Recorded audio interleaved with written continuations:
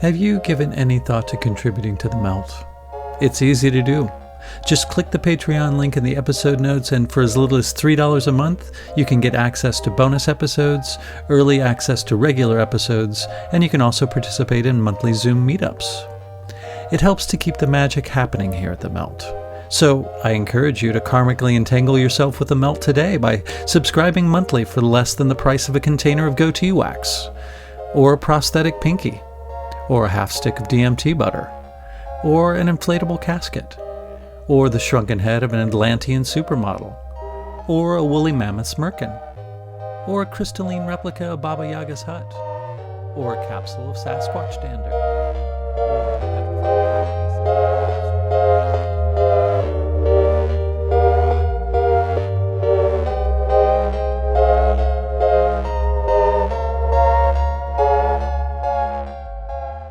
Hello, my name is Chris Snipes, and you are listening to The Melt.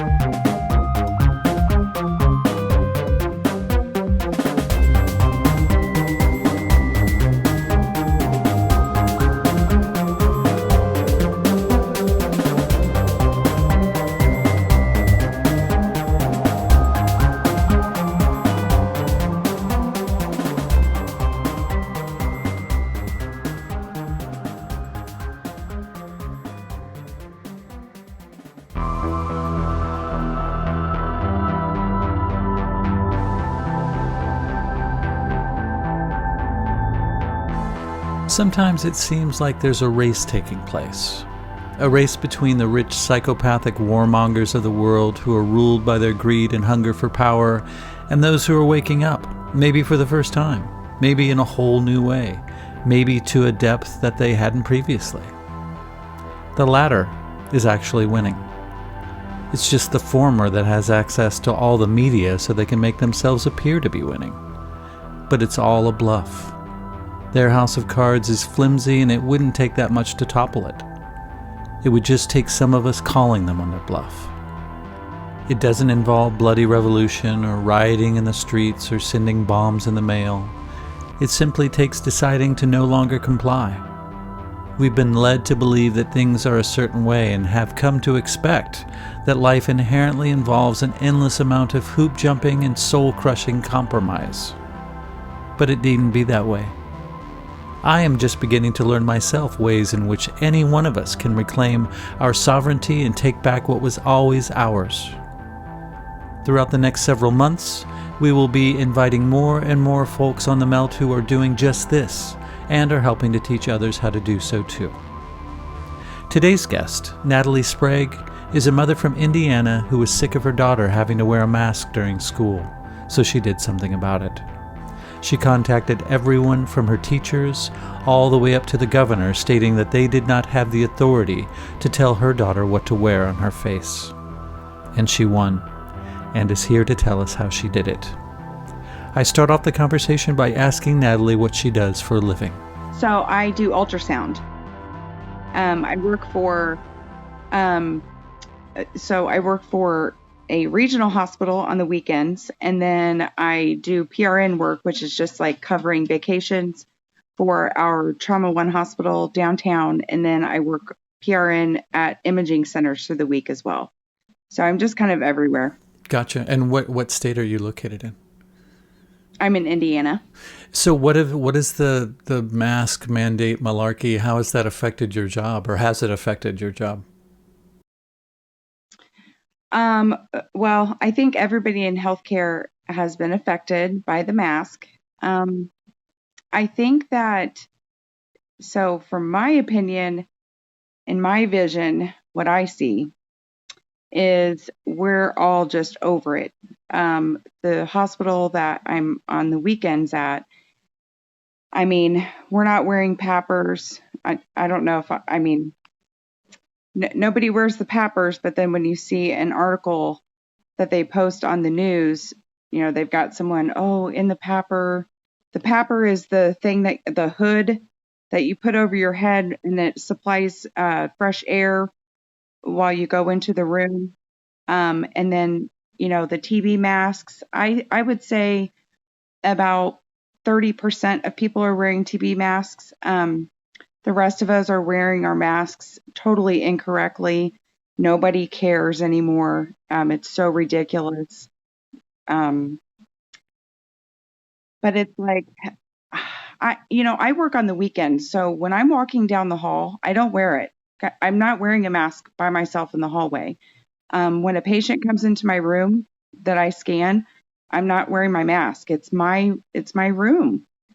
I have to breathe. I have to have oxygen that goes to my brain in order to think, to do my job. Yeah. I'm, interpreting what I'm looking at. I'm trying to, make sure that everything I do is going to be in line for their benefit of healthcare. So, that's how I'm operating, and that's just how it is, I guess. I haven't gotten in trouble, so whatever. Yeah, that's what I was going to ask. Do any higher ups come and do any finger wagging or anything like that? They probably do during the week. So not so much on the weekends. I will say that when I do fill in at the hospital downtown, I am a little bit more conscious of what I do in the hallway. I don't, walk without it at the hallway, but still in the room. And I always make sure the patient is comfortable because that's what's important to me in healthcare is the patient. So if that patient is scared to death, I'm there for that patient. So whether I agree with what they're thinking or not, I've kind of had to separate my professional and personal views a little bit on that. But I would say 90% of the time, they are totally okay with me taking off their mask and they feel freedom to do the same. They're taking it off and breathing. Yeah, exactly. Yeah, the brain and the body needs oxygen. Yeah. Yes, absolutely. So were you questioning the whole COVID narrative when it first started, or did it take a while? And if so, what kind of clicked it into place for you? So I did question it. So I feel like I've been deprogrammed over the past decade. Okay. But then when this happened, so, I'm not on board with the germ theory, anything like that, only because I work in healthcare. Sure. Like it doesn't, I never get sick. I'm never sick. So if that were true, I should be sick all the time. So pre-COVID, that's kind of my idealism on that. And then when COVID happened and, Trump was getting on the screen and having press conferences every hour or whatever, I think all of us were like, what the heck? And so for about a week, maybe 2 weeks, I wasn't on board with the mask thing because I don't think that was at first a thing. But when I went to work and I did do a COVID patient, I did put a gown on. But then after 2 weeks, it's like my brain was like, wait a second, what are you doing? This isn't real. This isn't making any sense. It's the same thing as a flu, same concept. Stop getting freaked out. And we don't watch the news. We're not in that world, but it's like everybody was kind of in that world at those first couple weeks. It was everywhere. Your coworkers, did they share that same viewpoint, or did they buy it? Oh, everybody was freaked out, and my coworkers. They bought it, and they were probably in line with it for probably, I would say, almost a year. And then the veneer started peeling away, and they kind of started to see. Yeah. Right. Some people are still getting fooled, but those are the ones that we'll never see. But all of us in healthcare have about had it. Yeah, I would imagine. I'd love to get out of healthcare, but I love my job. If anybody is hiring an ultrasound tech that has a brain, I would love to work for you. we'll put your LinkedIn link Thank you. in the episode notes.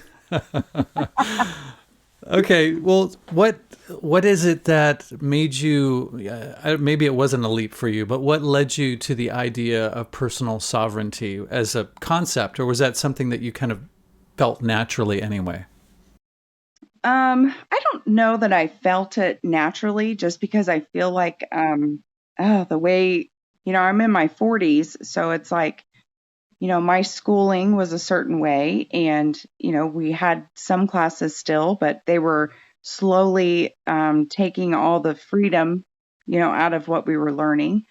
Um, so really, the what got my interest was on the Crow Show. I mean, he kept having all these people on, and here's me listening, like because that isn't normally something I would ever pay attention to. And I'm like, the first couple shows he had, and I was like, what? I mean, just it was almost like such a foreign idea.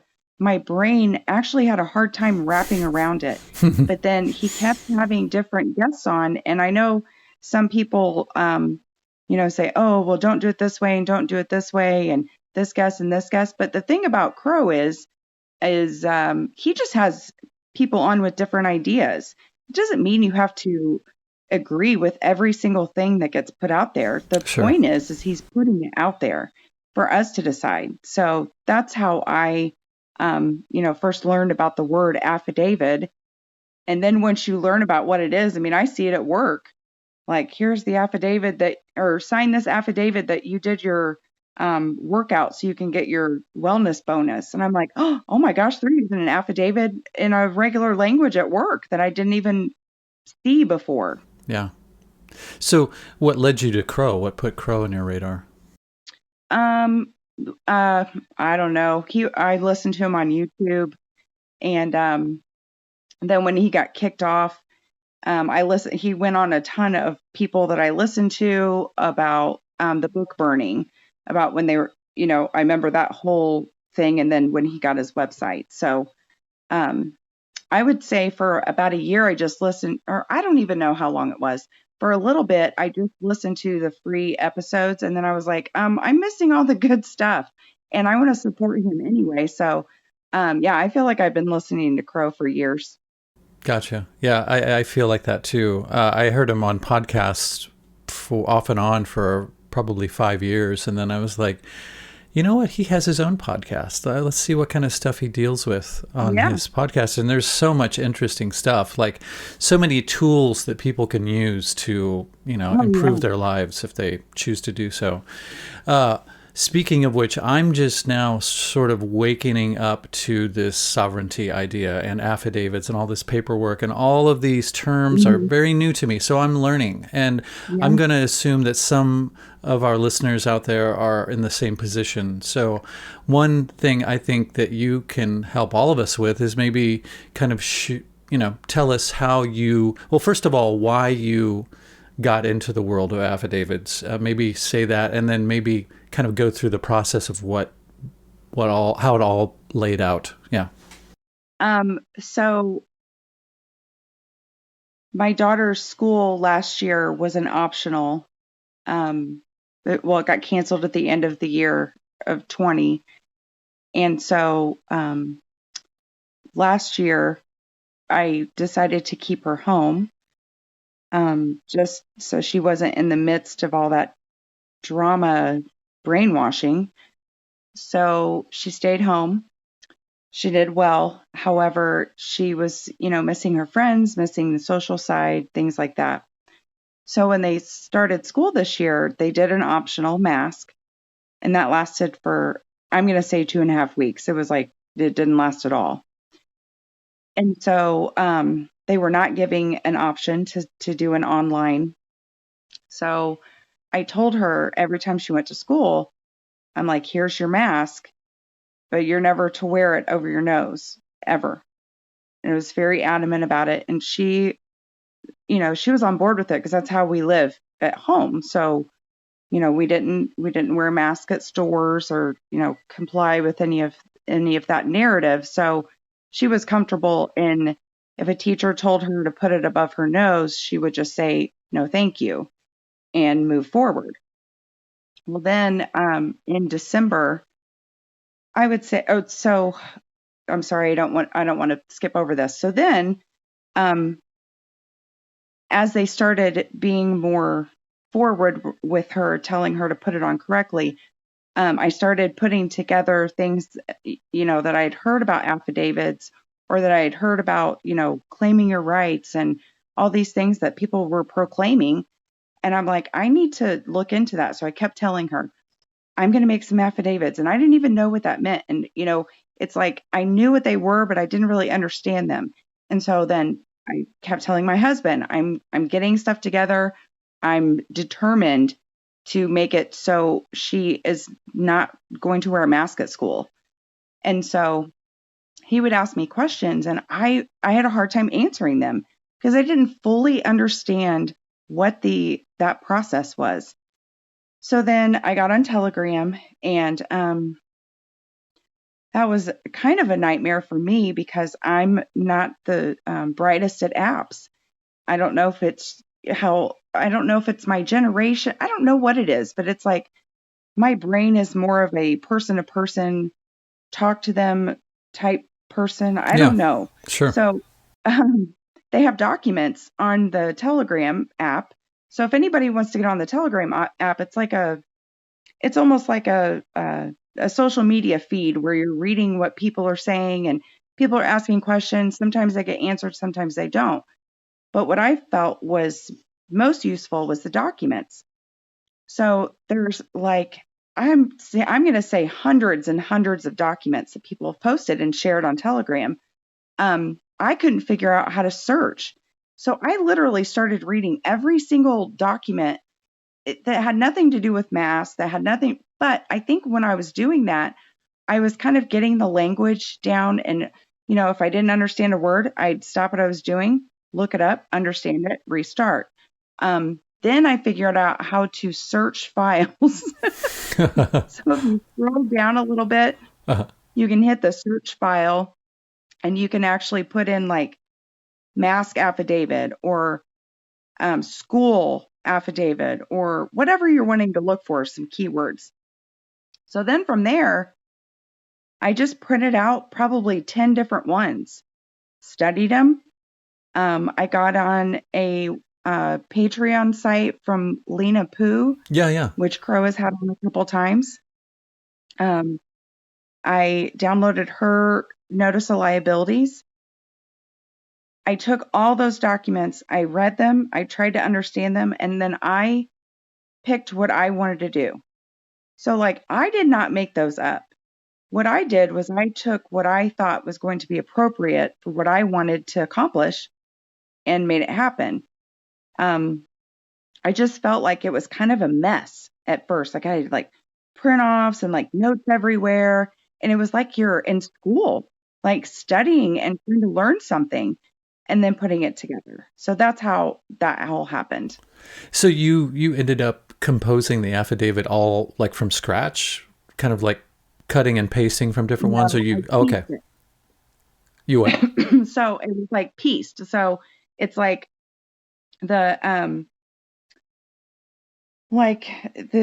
Lena Poo, it was real big on saying I'm doing this in honor and respect. So I used that part in my first initial email that I sent the school. I thought that was important to show them I'm not trying to fight with anybody. I'm not a fighter. I'm always I'm a lover. I'm not a hater.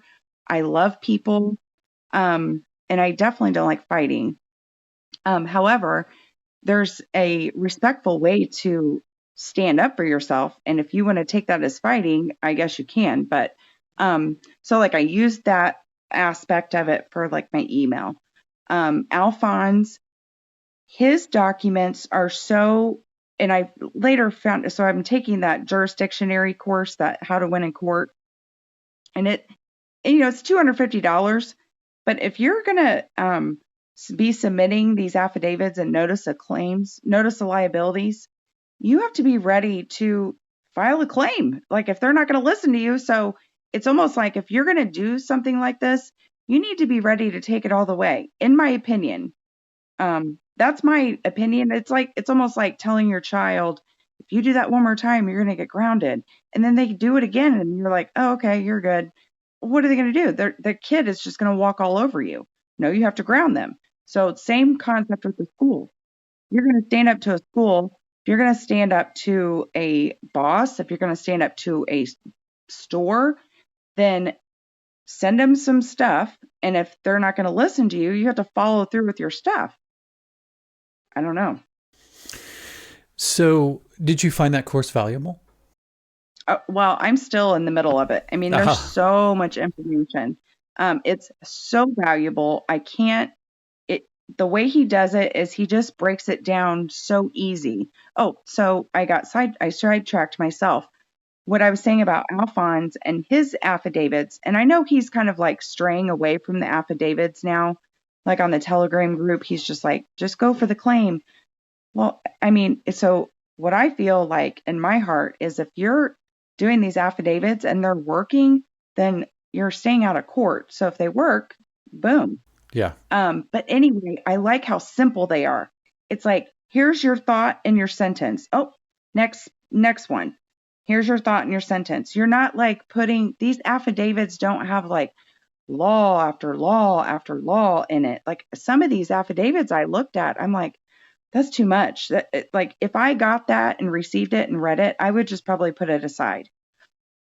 The ones that are more simple and to the point, I don't know. I just think it's more effective. So that's kind of how I came to like the status and the fact affidavits. Well, and I think the idea too is court is like a very last resort, right? I mean, that's kind of like. I think so too. Would you think so too?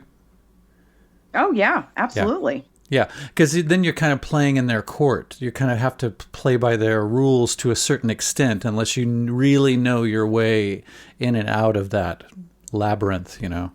That's the impression that I get. Like I say, I'm very new to this, so I'm kind of speaking with a little bit that I know. I've got a flashlight in this huge cave, and I'm just shining it around and putting these pieces together. But so you said, I think I heard you say in the Crow interview that the first important affidavit was an affidavit of status. Mm-hmm. What is that?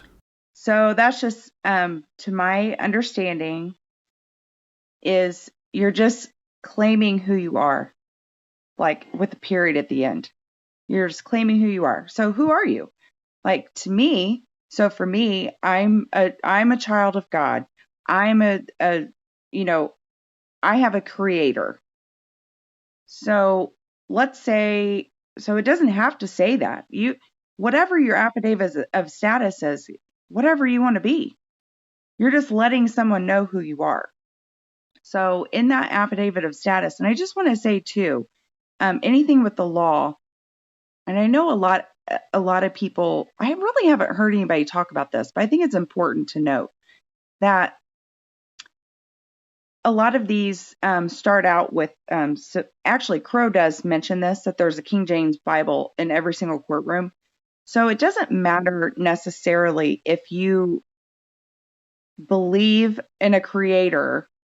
The country was built on that belief, and our court system, we're swearing to the Bible for perjury. I mean, you know what I'm saying? So That's the system. So it's almost like, I don't know. I don't want to say it doesn't matter, because I think it matters with the intent of it. Yeah. I think when you're writing it and you're saying, here I am, this is who I am, this is who I'm not. So you're saying that you are a woman or a man. You're saying that you have offspring that you have control of. You're saying that you're not owned by a corporation or a municipality or a school system, a district. You're not owned by the state. So those are some of the things listed. So basically, you're just saying who you are. So then, okay, you finally get your affidavit together. Then what do you do with it? Who do you present it to? Well, at first I wanted to send just an email of I don't consent to the principal. and the teachers to let them know that I do not consent with the mask. I don't consent with any medical decisions, interventions, temperature guns, whatever I put in there. So whatever you're not consenting to, it was a nice email. It was firm but nice. So then I sent her to school without a mask. I said, if they try to tell you to put a mask on, just go to the office. I'll come pick you up. No biggie. So she went to school without a mask. And it was finals week that week. It was I think December 13th or 14th. And so they were getting ready to have their finals that week and then be let out for school.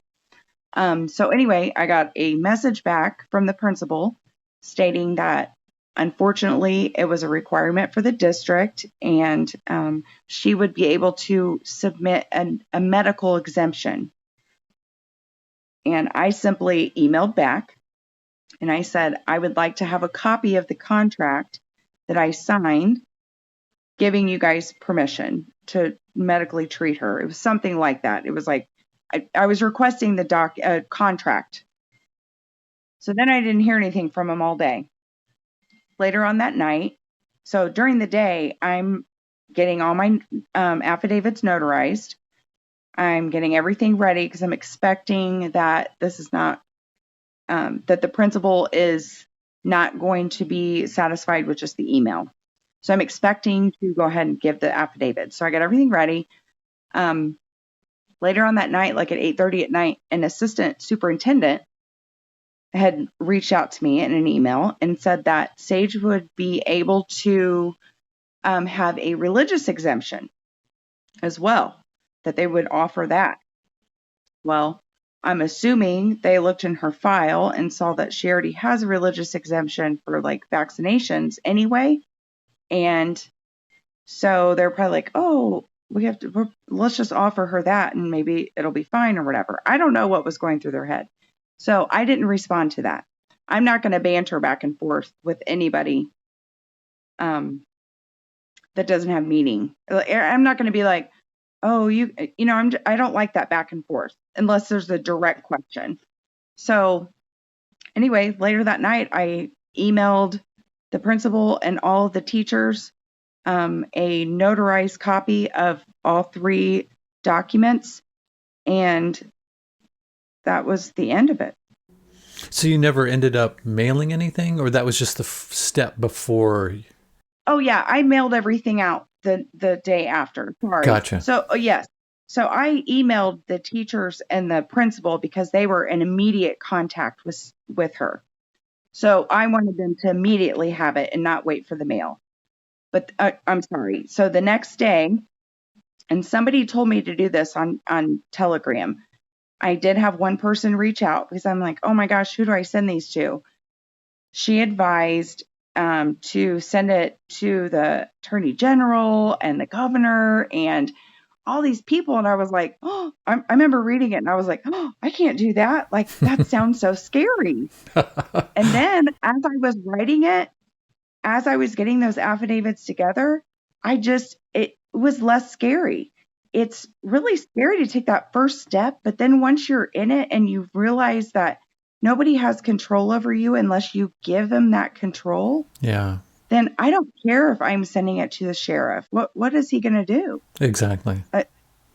You know what I'm saying? So yeah. That next day, I had 31 people listed on the recipients, and I did all my bundles. I had a little workshop on my dining room table, and I just got them done. And I took them all to the post office and certified mailed all of them. I did a YouTube video on how to certify mail to make sure I was doing everything correctly. And then I just waited for all my green cards to come back. And they all came back. Cool. So what is the importance of not only using certified mail, but notarizing them? Why are those 2 things important? So basically, to my understanding, again, I'm definitely not an expert, but these affidavits and these things that you're submitting and having notarized, these are to build a future case. So if I need to take somebody and, take them to court or send them a claim, send them a complaint, a suit, then I have a notarized notice of liability, kind of like I gave this to you and told you what I was going to do. So now, to my understanding, since it's notarized, that is sworn truth and it counts as a witness. I also had my husband sign them as well. So that way I had two witnesses. That was a little unclear because there's so many different ideas out there about that. So, like I did with everything else, I just did what made sense to me. Like a couple witnesses, go get it notarized. If I need to use it, here it is. So you're basically just setting your case up. Yeah, You're yeah. being organized. You're being official. You're being you're using certified mail to prove that they received something. It's a way to kind of put it on the record that you made these actions. Yeah. Yeah, you're making your record, right?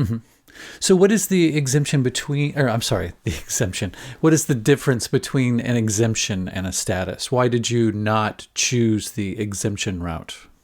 So to me, like gosh, I'm the queen of exemptions. I mean, I work in healthcare. So it's Yeah. like I always have an exemption for all these stupid shots.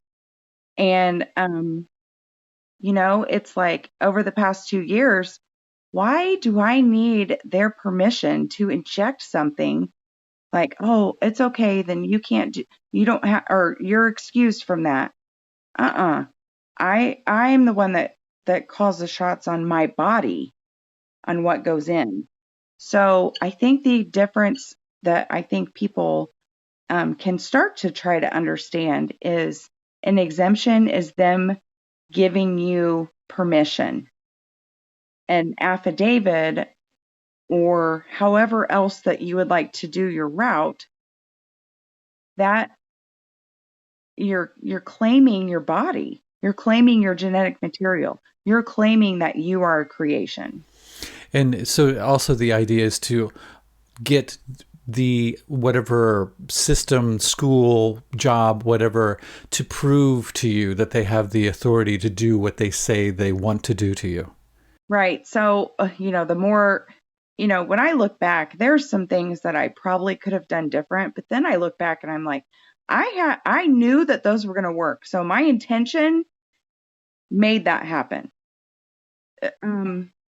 However, I feel like the authority thing is so key. I love that. Like when you just simply in that email, what gives you the authority to make medical decisions for my daughter or myself, like at my job or whatever?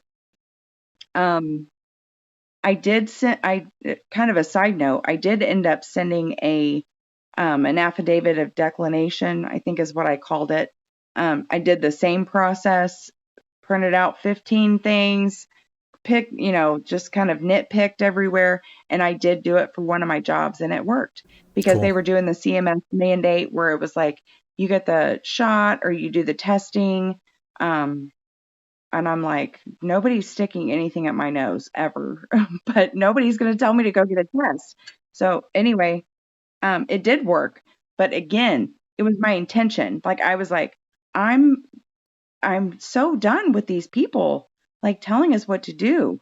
So if you are out to do this because you want to sue somebody and you want to get rich, if you are out to do this because you want to put somebody in their place, and I don't know. I feel like that is not going to work.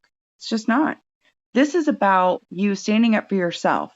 So if your intention is selfish in that you want to show people and be showy, then I don't think that's going to work. If your intention is so my intention was to glorify God. Every step of the way, I'm like praying. I'm like, I want to do this for, God's honor. I'm not trying to like mess up what he created in me. So I think that has a lot to do with a lot. And I don't know. I think some people get nervous about talking about stuff like that because, I could say, well, I had great intentions and I knew that it was going to work, so that's why it worked for me. But then the next person could say, well, it worked for you because your school system is just different. Your school district is just more lax. I don't think so. I think that it is all about the intention. I wholeheartedly agree. I think that people don't often put that into the equation. They think that they can't have an effect like that based on something like an intention because it's too intangible. But I think that's maybe the Oh, most yeah, important aspect of it. I totally agree 100%. Yeah, if you go in, all puffy chested and with your ego and you're trying to, just show off or something, like that's not going to work. And nobody's going to want to meet you halfway anyway, or going to look at you with any sort of respect because they think that you're just trying to prove something. Yep. Yeah. So something that happened after the show was we went to another school board meeting and somebody else was actually there, and it was a dad and his son, and they weren't wearing a mask. And I like, if it's my job, I can talk to strangers all day long. Um, but I'm kind of timid sometimes, like with people like outside or whatever. So I just simply said, "Hi, glad to see somebody else is here." And he said the same kind of, and he said, "Yeah, this is my first one." And he said, "I mean, I was kind of curious to hear something about the a mask thing." And I said, "Oh, you've just ran into the perfect person." And 4 days later, his kids were unmasked. Wow. He was, but we talked on the phone. Like, I gave him the emails. I know he was overwhelmed. He didn't know anything about anything like that. I explained it to him so he understood it because he didn't want to just submit something that he didn't understand. We prayed about it several times. I walked him through everything, which I'm willing to do with anybody if anybody ever needs any help. But I kept stressing to him, like, about his intention and about what it means and how it doesn't matter what anybody else thinks. Like, to get that out, like, who cares if you're sending it to the governor or the attorney general or whoever else, the principal? Doesn't matter. So he did the process, and literally that was on a Monday on the school board meeting. Friday morning, his kids went to school without a mask. So he did, like, he wrote it, understood it. I mean, he was busted a move, but he was determined. That was a dad that was fed up. His children are in first grade and second grade. Like, we're talking psychological damage here Yeah, to all absolutely. children, but especially those young ones. Oh, especially those young ones. For sure. That's amazing. That's so fantastic.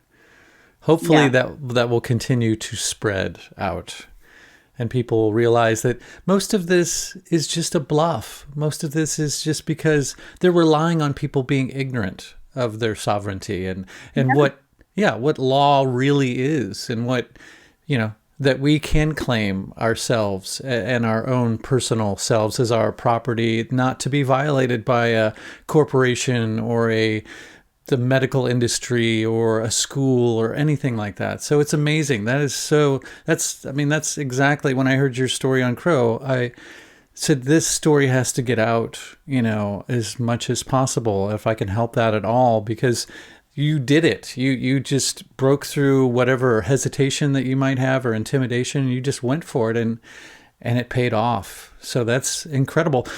Before that time, was it your daughter the only person or the only student that wasn't wearing a mask in school? She still is. Oh, It's so her high school. So, okay, so she's in the high school. She's a sophomore, and there's 6,000 children in that school.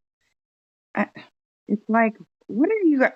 Okay, what would you do as a child if you're saying there's a stupid mask mandate, you don't want to wear the mask, and then there's this girl over here just sitting there while the teacher's telling you to put on a mask and she's over here breathing. I would be a smarty, and oh I would yeah. just be like, uh I'll put one on when she puts on one. Yeah, That would be exactly. my first thing. Or like these kids, like nobody in the elementary school has asked those little boys about how are you not wearing a mask or whatever. They're just, it's almost like how it's so weird. It's It like an is. alternative universe. And it's like, as a little kid, I would be like, hey, what's your mom's number? Like, I need to call. Or what? Give me your dad's phone number so my mom can call your mom. I don't know. They're just totally different. Yeah, I don't understand it either. I would be sitting next to that girl at lunch and picking her brain. Like, how did you get Right. out of this crazy I bullshit? know. Like, Like, tell me the secret. exactly. But it doesn't seem like my kids are in school too, and it is I constantly poll them about, is anybody else not wearing a mask, blah blah blah, and they say nobody is. I mean, everybody is, and nobody even dares to question it. It's like, what It's the okay. hell? That's what she says. Mom, my generation is just a generation of compliers. How did that happen? That's it. I mean, It's like they accomplished their mission. aren't all the stupid Disney movies about the outlier and like being different and individual? That's what, that's the good thing, but nobody wants to actually do it. I don't understand. It's pretty wild. I will say that so her teachers and the administration at her high school have just been awesome. And I actually don't think in my heart of hearts, I don't feel like it's because they feel threatened. She's got teachers going out of their way to make sure she's not, being sent on an errand by herself. Um, because somebody might come up to her and ask her about the mask or whatever. Like they're like being mindful of her rights. And she got pulled out of class on one occasion, and the teacher stood up for her. It's just her principal has given her something to put on her lanyard on her pass, so that way if I didn't send those papers to like every single teacher in that school. Oh my gosh, it would be 100 or more. So, she did have people like, where's your mask? Where's your mask? Where's your mask? And she would have to say, my mom put in an affidavit, like, talk to the principal, blah, blah, blah. Well, the principal came up to her after about a week of that and said, if you feel comfortable, again, being respectful of her comfort, if you feel comfortable with this, would you like me to make you something that, you can just show them on the lanyard? Now, at first I was like, oh, now she's going to have a sticker like on her forehead, It's but like a no, red it's A. very just, yeah, exactly. Yeah. Once I saw it, I have to get off the defense sometimes and give some people a break because he was showing, I think he was just showing kindness and thinking about her feelings and her being, singled out. So it was very discreet. It's just like this little line that says like no mask, or I can't remember exactly what it says, but it's something that, she can easily just pull up and show a teacher. And I don't know. I'm just kind of amazed. You know what it makes you think of? Like these teachers and the principal and probably the HR person and everybody. I mean, they're just following orders too. Exactly. Like when somebody sees me at work without a mask on, or let's say with a mask, if I'm picking them up from the ER and I have a mask on, once we get to the room and I take my mask off, I can see the relief on their face because they think I have some kind of authority just by me working there. So, and I've never told anybody to put on a mask because it's not my business. Like I would like, the transporters, oh, you need to have a mask on. No. If you don't have your mask on, fine, do your thing. That's not my place. Just so when I think about these teachers, they're, in the same situation I am, and that we all are. Our jobs are at risk. We feel threatened. We feel whatever. They don't want to wear the masks either. Exactly. So, Whether they want to admit it or not, yep. because they're on the party that believes that that's what we're supposed to be doing.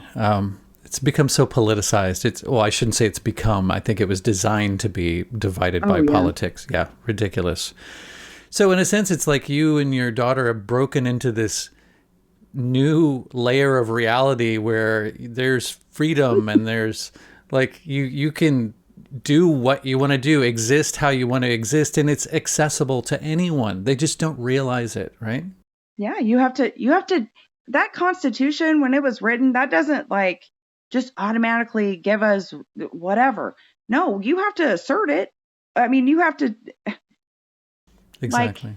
you know what I'm saying? Like if you're given something, if you don't use it, then it's not going to be known. So these companies can do whatever they want. They can say anything. If we don't stand up and say no, just like, going into a grocery store, if we don't say no, thank you, then we're just gonna put it on and assume, oh, they're probably gonna tell me to put one on anyway. Yeah. Well, if you assert your rights in anything you do, I mean, I guess when you read the Constitution, I'm like reading it for the first time since I was like in high school during government class. And I'm like, oh my gosh. I mean, it's like I'm an adult and I can read it and understand it. It's very simple to understand. The Constitution, the Bill of Rights, your state constitutions, they're very easy to read. It's not like some difficult, complicated, oh, I have to understand and go to law school and be part of the bar association to get it. No, this is written in words and language that we can understand. Everybody needs to be reading it. And there's all kinds of like different little constitution classes that people are having like at their homes too. I haven't That's been to great. one, but I have heard through that. So I don't know. It's kind of cool. So once you read it, you have to understand it and then start doing something. Exactly. Action. Take action. Yes. I mean, that's the idea of democracy, is that you're supposed to have an Hmm. active role in it, or otherwise it doesn't work. And we Right. become so passive. Like we've farmed out our critical thinking to all these experts, and well, teachers know best, scientists know best. Like bullshit. Go out and test some stuff in reality on your own and find Yeah. out how things really work, Look under the Right. surface a little bit. Otherwise, we're just all politely doing what we're told because we don't want to be seen as I don't know. Well, now it would be seen as a right-wing conspiracy theorist. I'm sure that title has Yeah. changed throughout history, but now that's what the big no-no is. It's ridiculous. Right. It is crazy. And I don't and okay, and I do want to say this for sure. In this whole process, she has been instructed to always be respectful. That has never, and I'm talking about like even going into stores before the school thing became a problem. Like what this isn't to teach our kids to walk into school and be like, nah, nah, nah, I don't have to wear a mask. Like, no, that's not the point of this. So when you're doing this with your children, I think it's important to have a little class with them at home and explain to them what you're doing. So that way they can pass it on to their children, which will be your grandchildren. So, we're starting to see people, um, this is a good time of awakening. Some people are at different levels, but it doesn't matter. It's happening. So now it's our job to teach our children. So that way that, can we change the way things go? I think we can. There's communities everywhere that are, going out on their own and they're doing things a certain way. It's just about acting and not just sitting around and listening to YouTube videos, which is what I used to do. It's like, oh, you don't have to watch a YouTube video. You just put it on play and you listen to it while you clean the house or whatever else, and you hear about everybody's ideas. But until you start putting them to action, it's just kind of like wasted dead air. Yeah, You know? absolutely, absolutely. What, just your own personal opinion? What do you think is driving this madness? What do you think is driving the mandates, the all of the restrictions and all of that? Do you think it's money? Do you think it's what do you think it is? I feel like it's just still always about control. I feel like it was about control, 500 years ago, and it still is about control. And I feel like this stuff has already happened. I do believe that. And with all my heart, I believe that. We're taught a certain thing about, maybe an example everybody's probably looked into by now, but like about the Spanish flu. This already happened. You know what I'm Yeah, saying? Like they already had everybody in masks. absolutely. So what did they do with it? And I sure didn't learn about people being in masks at school during the Yeah, Spanish flu. exactly. What they taught us in school was, oh, there was a big pandemic and it started on army bases and blah blah blah blah blah from the foreigners. That's what my brain remembers. That's what I learned from our education system. So then when you really look into it, what else is happening right now that maybe has already happened that's been covered up? Who knows? I just think it's important to know that everything is cyclic, or cyclic maybe is the word. But that's how the creation was created. I mean, it's like, everything recycles, so everything happens again. So what are we going to do with this? What did they do with the Spanish flu? We don't know because nobody gives accurate histories. We don't know for sure. But what we know now is we can learn from knowing that we didn't get the whole story, and we can write stuff down. We can teach our children. We can teach our grandchildren. We can get transcripts of things. Have things written down to pass on. Yeah. I think that's a Yes. great idea. I mean, just in my short life, I've seen how, certain parts of history can be edited out, books are banned, statues are ripped down. Like that's how we learn stuff. We can learn from our past mistakes. We don't have to erase them so that, a couple of generations from now, people are doing the exact same thing. We should have them there for reference, so we don't relive it Absolutely. over and over and over again.